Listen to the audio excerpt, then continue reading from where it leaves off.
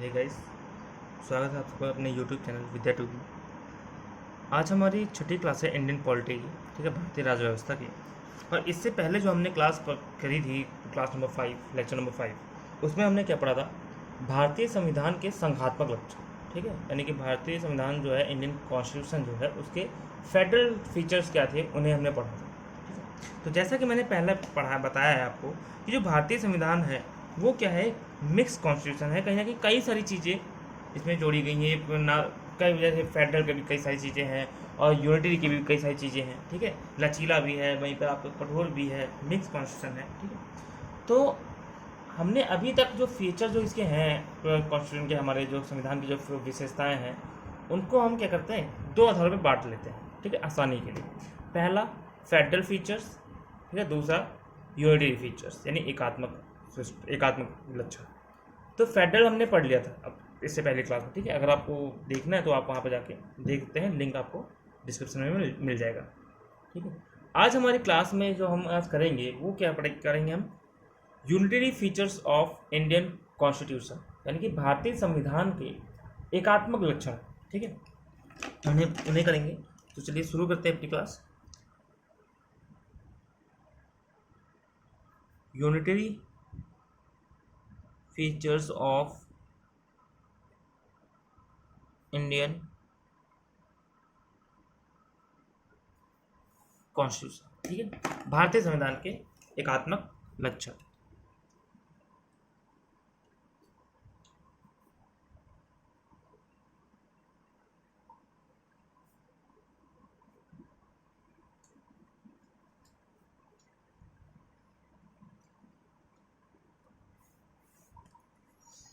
तो इसमें जब अगर पहली बात करें, सबसे पहला सब लक्षण क्या है,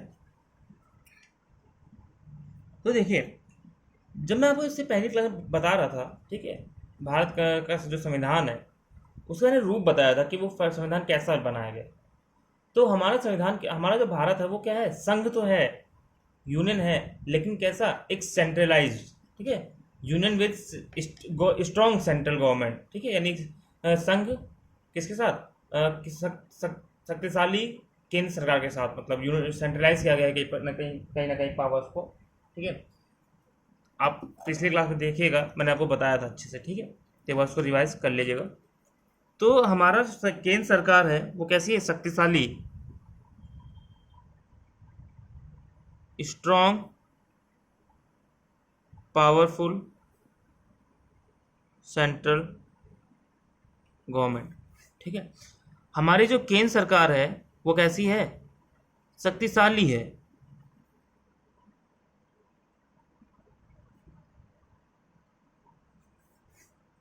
ठीक, तो देखिए, जहां भी एकात्मक व्यवस्था होती है, ठीक है, जहां भी यूनिटरी सिस्टम होता है, वहां का क्या होता है, वहां पे जो सेंट्रल गवर्नमेंट होती है वो कैसी होती है, बहुत शक्तिशाली होती है। सारी की सारी ज़्यादातर पावर्स किसके पास होती है, सेंट्रल गवर्नमेंट के पास होती है, मैंने आपको बताया था। ठीक है, तो वैसे ही हमारे संविधान में भी जो सेंट्रल गवर्नमेंट है, केंद्र सरकार है, उसको क्या किया गया है, काफ़ी ज़्यादा शक्तिशाली बनाया गया है, काफ़ी ज़्यादा स्ट्रॉन्ग और पावरफुल बनाया गया है। कैसे, ठीक है, हाउ, कैसे कह सकते हैं हम कि हाँ ये पावरफुल है। तो देखिए, अगर हम 7 शेड्यूल की बात करें, ठीक है, जो हमारे संविधान है, 7वीं अनुसूची है 7 शेड्यूल में, उसमें अगर देखें हम तो 3 लिस्ट है। ठीक है, कौन कौन सी, union list, state list and concurrent list. ठीक है, 3 लिस्ट है। यूनियन लिस्ट की अगर बात करें तो इसमें कानून कौन बनाता है, सेंट्रल गवर्नमेंट बनाती है। ठीक है, केंद्र सूची जो है उस पर कानून कौन बनाएगा, केंद्र बनाती है। और इसमें लगभग 100, पहले तो कम थे, उसके बाद अभी करंट में कितने हैं, 100 से ज़्यादा विषय हैं। ठीक है, 100 विषय हैं लगभग इसमें, 70 सब्जेक्ट नहीं, 70 सब्जेक्ट पर है, सॉरी 100 सब्जेक्ट पर, 100 से ज़्यादा सब्जेक्ट पर जो कानून बना सकती है वो कौन बना सकता है, सेंटर बना सकती है। ठीक है, इसके ऊपर स्टेट और कोई कानून नहीं बनाएगा, केवल और केवल ये जो 100 सब्जेक्ट, जैसे सेना हो गई, ठीक है, आपकी और भी कई सारी चीज़ें हो गई, विदेश नीति हो गई, फॉरेन पॉलिसी हो गई, इन सब के ऊपर जितनी भी चीज़ें हैं, ये सारे ऊपर, इन सब पर कानून कौन बनाएगा, सेंटर बनाएगी। ठीक है, 100 चीज़ें। वहीं अगर स्टेट की बात करें हम तो स्टेट में कम है, ठीक है, वहाँ पर केवल स्टेट बना सकती है। लेकिन अब देखो, अगर आप सब्जेक्ट देखेंगे, ठीक है, तो स्टेट में आपको सब्जेक्ट कम मिलेंगे, ठीक है, केवल कितने मिलेंगे इसमें, 61 सब्जेक्ट, ठीक है। जो स्टेट लिस्ट है उसमें 61 सब्जेक्ट, देखो यहाँ पर 100 है, यहाँ पे क्या है, केवल 61। तो कहीं ना कहीं सब्जेक्ट ज़्यादा किसके पास है, सेंटर के पास। तो इसलिए कह सकते हैं हम ना, इसलिए हम कह सकते हैं कि जो सेंटर है वो बहुत ज़्यादा पावरफुल है, ठीक है। और देखो, ये स्टेट जो सब्जेक्ट है स्टेट के पास, इस पर स्टेट कानून बना सकती है, ठीक है, नो डाउट। लेकिन कभी कभी अगर स्टेट चाहे, ठीक है, तो इन सब्जेक्ट के ऊपर केंद्र सरकार भी कानून बना सकती है, ठीक है, वो आगे हम पढ़ेंगे। अगर स्टेट चाहती है, राज्य चाहता है कि हमारे लिए जो इस सब्जेक्ट पे कानून सेंटर बनाए, तो वो वहाँ पे बना सकते हैं, ठीक है। इसके अलावा कंकरेंट लिस्ट देखें तो कंकरेंट लिस्ट में बोथ, ठीक है, दोनों के दोनों कानून बना सकते हैं, स्टेट भी और सेंटर भी। लेकिन अगर दोनों कानून बना देते हैं, मान लो स्टेट भी बना दे और सेंटर भी, तो कानून जो माना जाएगा वो कौन सा माना जाएगा, सेंटर का, ठीक है, केंद्र सरकार कानून ज़्यादा माना जाएगा, ठीक है। तो यहाँ पे आप देखो, इसमें सब ज़्यादा विषय हैं, 100 विषय हैं, ठीक है, और सबसे ज़्यादा महत्वपूर्ण, सबसे ज़्यादा इंपॉर्टेंट सब्जेक्ट इसमें आते हैं। तो कहना है सेंटर की पावर है कि नहीं है, यहाँ पर आपको दिख रहा है ना कि साफ साफ दिख रहा है कि हाँ सेंटर क्या है, काफ़ी ज़्यादा पावरफुल है। कंकरेंट लिस्ट में जो भी सब्जेक्ट वहाँ पे अगर कानून दोनों बनाते हैं, स्टेट और सेंटर दोनों, तो माना किसका जाएगा, सेंटर का माना जाएगा। स्टेट वाले पे स्टेट बनाएगा, राज्य बनाएंगे, लेकिन अगर राज्य चाहे तो इसके सब्जेक्ट पर कानून सेंटर बना सकता है, ठीक है, आई बात में। और इसके अलावा जो अवशिष्ट शक्तियाँ होती हैं, ठीक है, जो आने वाले समय में जो भी सब्जेक्ट आएंगे उनके ऊपर कानून कौन बनाएगा, आपका सेंट्रल गवर्नमेंट बनाएगा, नहीं केंद्र सरकार कानून बनाएगा। तो इस आधार पर हम कह सकते हैं, इसे देख के ऐसा लगता है बिल्कुल साफ साफ कि हाँ जो हमारी सेंट्रल गवर्नमेंट है, ठीक है, वो सेंट्रल गवर्नमेंट क्या है, काफ़ी ज़्यादा पावरफुल बनाई गई है, काफ़ी ज़्यादा उसके पास शक्तियाँ हैं, ठीक है। इसके अलावा ये क्या है, फीचर्स है हमारा यूनिटरी यानी एकात्मक से अच्छा है, ठीक है, क्योंकि सेंटर पावरफुल बनाया जा रहा है। सेकंड अगर देखें तो हमारे वहाँ क्या है, सिंगल सिटीजनशिप। जब मैंने आपको बताया था एकात्मक फीचर्स के बारे में, ठीक है, एकात्मक और संघात्मक के बीच का डिफरेंस, तो उसमें मैंने आपको एक बात बताई थी कि एकात्मक में आपका सिंगल सिटीजनशिप करते हैं, यानी कि एकल नागरिकता का प्रावधान होता है, ठीक है, एकल नागरिकता की बात करी जाती है। इससे फायदा क्या होता है, आपके अंदर एक यूनिटी यानी एकता की भावना आती है, ठीक है। तो हमारा देखो, हमारा वहाँ हम संघ तो है, ठीक है, यूनियन ऑफ स्टेट तो है। अब इस आधार पर हमें लगता है कि हमें दो नागरिकता होनी चाहिए, जैसे यूएसए में है, यूएसए भी तो संघ है, वहाँ पर तो संघात्मक सिस्टम चलता है, वहाँ पर द्वि नागरिकता है, डुअल सिटीजनशिप। लेकिन इंडिया में ऐसा नहीं है, इंडिया संघ है, राज्य है यहाँ पर, लेकिन यहाँ पे क्या है, आपका सिंगल सिटीजन चलती है, ठीक है, एकल नागरिकता चलती है। तो ये किसका लक्षण है, एकात्मकता, ठीक है, एकात्मक यूनिटरी। इसके अलावा तीसरा बात करें हम तो इंटीग्रेटेड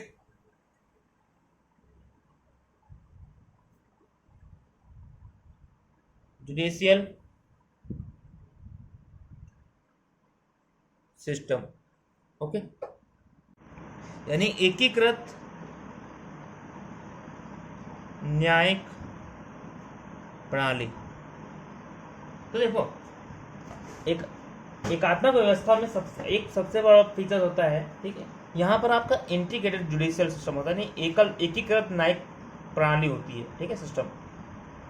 अगर आप यूएसए में जाए, ठीक है, यानी अमेरिका में, तो वहाँ क्या है, संघात्मक व्यवस्था है, फेडरल सिस्टम है, और इसके वहाँ पे आपको देखने को मिलेगा कि हर राज्य का, जो भी राज्य है वहाँ के, उनका अपना सुप्रीम कोर्ट होता है, हर राज्य में सुप्रीम कोर्ट मिलेगा, ठीक है, वहाँ पे हाई कोर्ट तो होंगे हर राज्य में, हर राज्य का सुप्रीम कोर्ट अलग से होगा, ओके, वहाँ पे इंटीग्रेटेड नहीं है।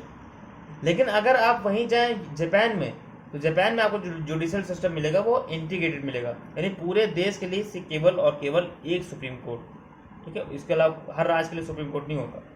वैसे ही इंडिया में क्या है, जो हमारा जुडिशियल सिस्टम है वो इंटीग्रेटेड है, यानी कि सबसे पहला सुप्रीम कोर्ट होगा सबसे ऊपर, ठीक है, ये पूरे देश में केवल एक है, ठीक है, हर राज्य में नहीं है।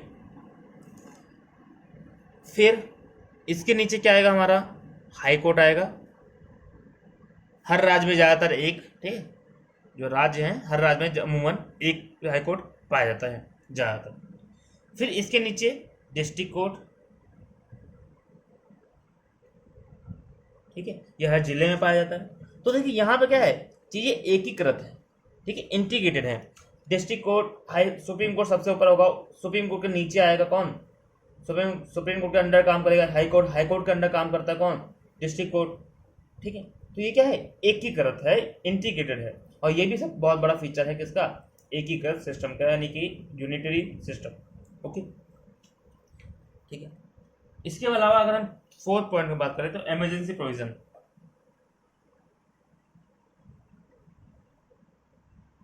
इमरजेंसी प्रोविजन, तो देखिए हमारे कॉन्स्टिट्यूशन में, संविधान में 3 तरह की इमरजेंसी बताई गई है, ठीक है, जैसे हम कहते हैं आर्टिकल नंबर 352, 356 और 360। आर्टिकल नंबर 352 में क्या है, नेशनल इमरजेंसी। आर्टिकल नंबर 356 यानी 356 में क्या है, प्रेसिडेंशियल रूल, ठीक है, और आर्टिकल नंबर 360 में क्या है, फाइनेंशियल इमरजेंसी, ठीक। अब देखो ये इमरजेंसी लागू करने का जो प्रावधान है, नेशनल इमरजेंसी कौन लागू कर सकता है, सेंटर, ठीक, केंद्र सरकार, यानी केंद्र के जो केंद्रीय जो मंत्रिमंडल है या संसद है उसके लिखित रूप से, अगर लिखित रूप में प्रेसिडेंट को देते हैं, राष्ट्रपति को देते हैं, तो प्रेसिडेंट जो है वो राष्ट्र जो पति है हमारा, वो क्या करता है, प्रेसिडेंट नेशनल इमरजेंसी लागू करता है, यानी इसको इम्प्लीमेंट करता है। प्रेसिडेंशियल रूल प्रेसिडेंट लगाता है, सेंट्रल गवर्नमेंट। फाइनेंशियल इमरजेंसी कौन लगाता है, सेंट्रल गवर्नमेंट, राज्य सरकार नहीं लगाती।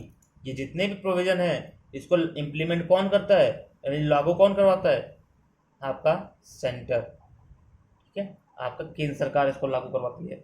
इन सभी आर्टिकल का यूज कौन करता है, सेंट्रल गवर्नमेंट, ठीक है, केंद्र सरकार। आपकी राज्य सरकारें इसको लागू नहीं करती, राज्य सरकारें इसको यूज नहीं करती।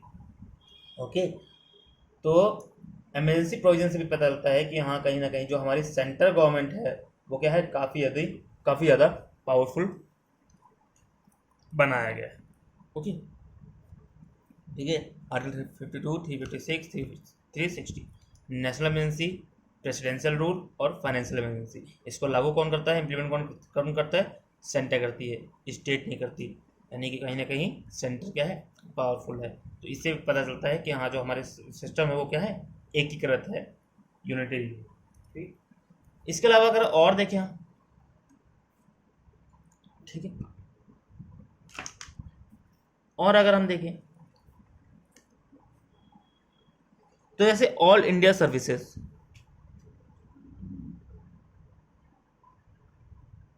यानी कि अखिल भारतीय सेवा। देखिए जैसे आपके आईएएस हो गए, ठीक है, आईपीएस हो गए, आईएफएस हो गए, ठीक है, ये जो लोग होते हैं आईएएस, आईपीएस, आईएफएस, इनकी नियुक्ति, इनका चयन कौन करता है, सेंट्रल गवर्नमेंट, ठीक है, इनकी अपॉइंटमेंट कौन करता है, इनकी नियुक्ति कौन करता है, सेंट्रल गवर्नमेंट, केंद्र सरकार। और ये कार्य किसके लिए करते हैं, राज्य सरकार और केंद्र सरकार दोनों के लिए, ठीक है। आईएएस ऑफिसर की जो अपॉइंटमेंट होता है वो प्रेसिडेंट करता है, सेंट्रल गवर्नमेंट करती है, ठीक है। फिर सेंट्रल गवर्नमेंट करती है, उसको किसी एक राज्य में, किसी एक कैडर में उसको अपॉइंट कर देते हैं कि आप यूपी कैडर या बिहार कैडर, ठीक है, या फिर महाराष्ट्र कैडर या फिर तमिलनाडु कैडर, इसमें आप जाके काम करेंगे, और वहां पर जाके ये राज्य के लिए भी काम करता है। जैसे आप मान लीजिए एक आईएएस ऑफिसर है, डीएम बन गया, डिस्ट्रिक्ट मजिस्ट्रेट, ठीक है, तो वो क्या करता है, उस राज्य के लिए भी काम करता है और सेंटर के लिए भी काम करता है। यानी कि अगर मान लीजिए किसी स्टेट ने, राज्य ने कोई कानून बनाया, ठीक है, कोई काम दिया, तो वो भी वो करेगा, उस चीज़ को भी फॉलो करवाएगा। और अगर सेंटर ने कोई कानून बनाया तो उसको भी वही फॉलो करवाएगा अपने जिले में। ओके, आईपीएस ऑफिसर सेंटर, राज्य का भी काम करती है और सेंटर के लिए भी काम करती है, ठीक है। तो इसे लेकिन नियुक्ति कौन कर रहा है, कौन कर रहा है, सेंटर, ठीक है। इनका अपॉइंटमेंट, इनको सस्पेंड, ये सारी चीज़ें कौन कर सकता है? केवल और केवल सेंटर कर सकती है। आपके सीएम तक इनको सस्पेंड नहीं कर सकते, ठीक है, इनको नौकरी से नहीं निकाल सकते, ठीक है। तो इस तरह से हम देख सकते हैं कि यहाँ पे क्या है, कहीं ना कहीं सेंटर क्या है आपकी ज़्यादा पावरफुल नज़र आती है। अगला पॉइंट हम बात करें 6 पॉइंट, तो जो हमारा स्टेट है, स्टेट, ठीक है, यानी कि राज्य, वो क्या है? इज नॉट इमॉर्टल, यानी कि अनश्वर नहीं है, ठीक है।